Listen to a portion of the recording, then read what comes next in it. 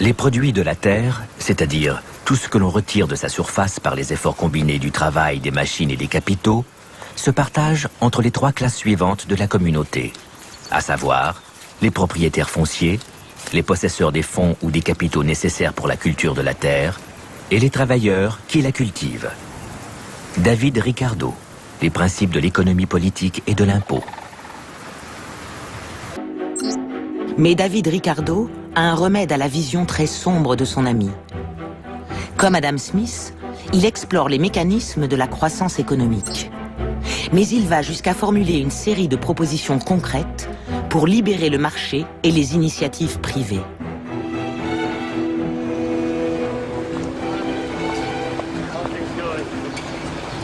Au XXIe siècle, c'est l'Organisation mondiale du commerce qui adapte et applique les idées de David Ricardo.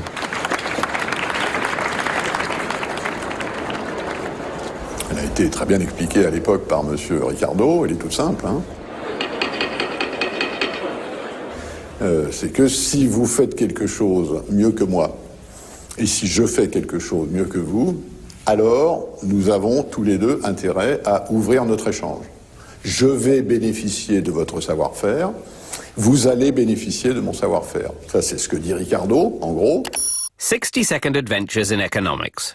Fear of foreign competition once led countries to try and produce everything they needed and impose heavy taxes to keep out foreign goods.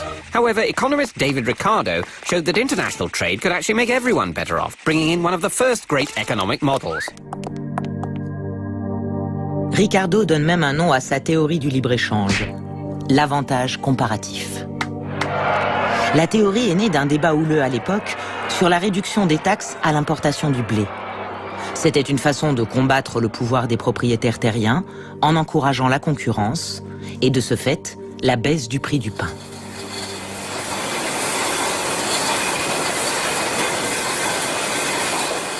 Ricardo fait remarquer, imaginez que l'Angleterre et le Portugal produisent chacun deux biens, du drap et du vin. Vous voyez, vous fabriquez deux produits et moi aussi. Je suis meilleur pour produire du drap et vous êtes meilleur pour faire le vin. Pourquoi devrais-je produire les deux quand je peux me spécialiser, obtenir un avantage comparatif, mon avantage particulier à produire du drap et produire plus de drap afin de produire plus, plutôt que de me diversifier. Et vous, qui êtes meilleur en production de vin, vous vous spécialisez dans le vin et vous serez meilleur. By specializing, they can then export these surpluses to each other and both end up better off. This is the principle of comparative advantage. Il y avait des hypothèses extrêmement particulières. Il y avait plein emploi, tous les pays avaient accès à la même technologie. Donc il y avait, comme les magiciens, si vous voulez, il y avait un truc. On a oublié le truc et on a vendu comme universel la loi que tous les pays ont intérêt à utiliser. Et alors, à une époque où il y a quelques cyniques, on a utilisé de façon rhétorique ce résultat théorique pour forcer les marchés.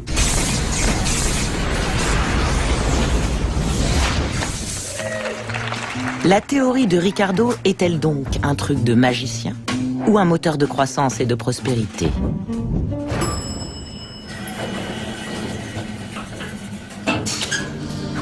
Le commerce extérieur est très avantageux pour un pays, puisqu'il augmente le nombre et la variété des objets auxquels on peut employer son revenu, et qu'en répandant avec abondance les denrées à bon marché, il encourage les économies et favorise l'accumulation des capitaux. David Ricardo, les principes de l'économie politique et de l'impôt. Monsieur Ricardo avait imaginé son système, mais dans un monde dans lequel la distance était encore un facteur de viscosité de l'échange international. On était loin, les transports étaient coûteux.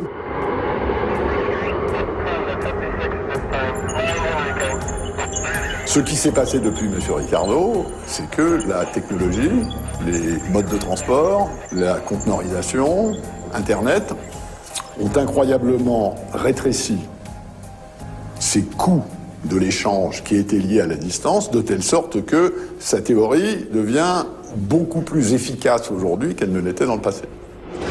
Les États-Unis sont un pays riche en capital. Le Mexique est un pays riche en main-d'œuvre. Si nous nous réunissons, nous sommes très complémentaires.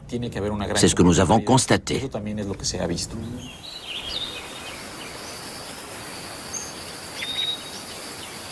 Mais au Mexique non plus, la magie n'opère pas partout. Dans la campagne mexicaine, le libre-échange n'est pas vu comme une promesse, mais comme une menace. Avec l'ouverture du pays au maïs américain, moins cher.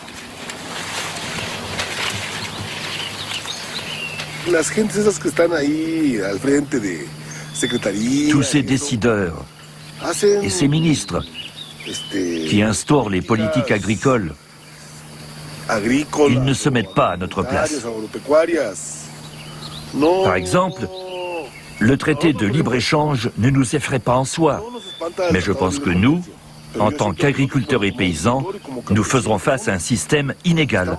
Les producteurs des États-Unis obtiennent beaucoup de soutien et de subventions. Nous, on n'a droit qu'à la subvention pro campo, correspondant à 1100 ou 1200 pesos par hectare.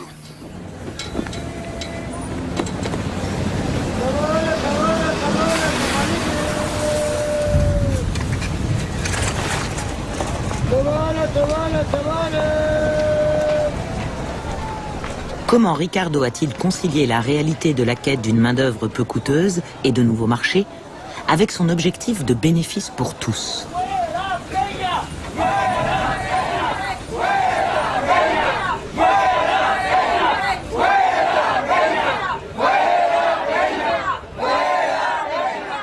Il y a deux clauses importantes dans le livre de Ricardo.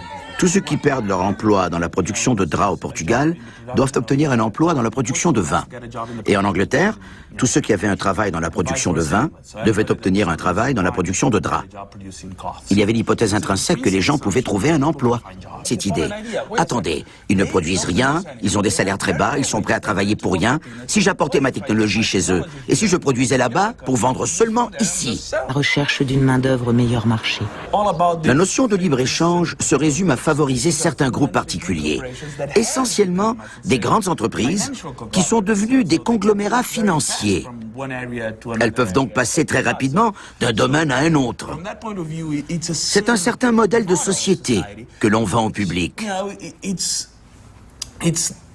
Non seulement avec la rhétorique de la liberté, mais aussi avec la rhétorique du savoir scientifique. Le climat de la Chine est relativement chaud pour la laine, et pour ce qui est du coton, la Chine a une industrie textile plus avancée. La seule façon pour l'Angleterre d'équilibrer les échanges avec la Chine était de passer par les armes et les bateaux et la vente d'opium.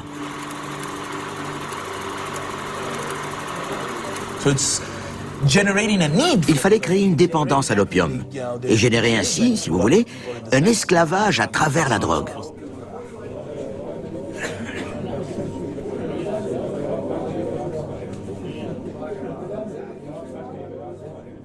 C'est ça la façon dont le libre-échange s'est développé. La marine britannique triomphe de l'armée chinoise, technologiquement inférieure.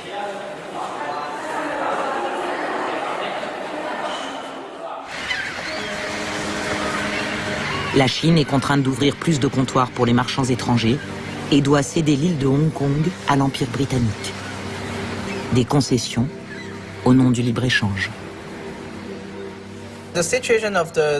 La création d'un libre marché mondial impérialiste par les armes, par les canons, est très semblable à la mondialisation que nous constatons depuis 20 ou 30 ans, et qui n'est évidemment pas une histoire ordinaire.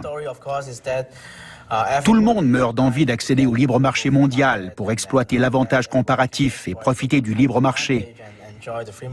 Mais si vous regardez l'émergence réelle du libre marché mondial des 20 ou 30 dernières années, ce n'est pas ainsi que ça se passe.